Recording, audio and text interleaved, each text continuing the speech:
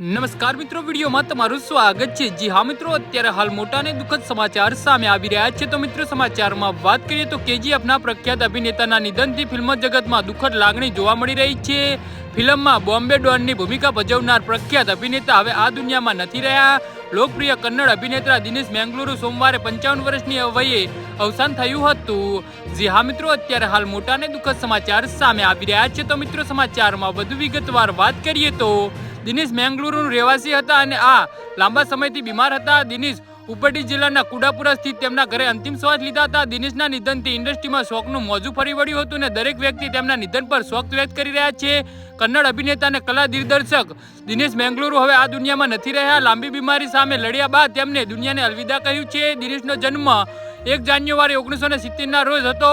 દિનેશે બાળપણથી જ ફિલ્મોમાં જવા માંગતો હતો અને તેને અભિનયથી જુસ્સો અલગ જ હતો।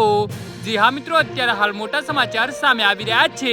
જો કે દિનેશને શરૂઆતની કલા દિગ્દર્શક સફળતા મળી હતી। દિનેશે નંબર 73, શાંત નિવાસ જેવી ફિલ્મોમાં કામ કર્યું હતું અને તેમનું કામ પણ શાનદાર રીતે બહાર આવ્યું હતું। દિનેશે ભારતીય સિનેમામાં એક વારસો છોડી દીધો છે। ભલે દિનેશ આ દુનિયામાં છોડીને ગયો, પરંતુ ફિલ્મ ઇન્ડસ્ટ્રીમાં હંમેશા યાદ રહેશે। હવે ફેન્સ અને તેમના પ્રિયજનો દિનેશને તેમના નિધન પર શ્રદ્ધાંજલિ આપી રહ્યા છે। દિનેશે ભજવેલા પાત્રો અને તેમના ડિઝાઇન કરાયેલા સેટ પર હંમેશા તેમના ફેન્સ માટે યાદ રહેશે। જી હા મિત્રો, તો આના વિશે તમારું શું કહેવું છે તો કોમેન્ટ બોક્સમાં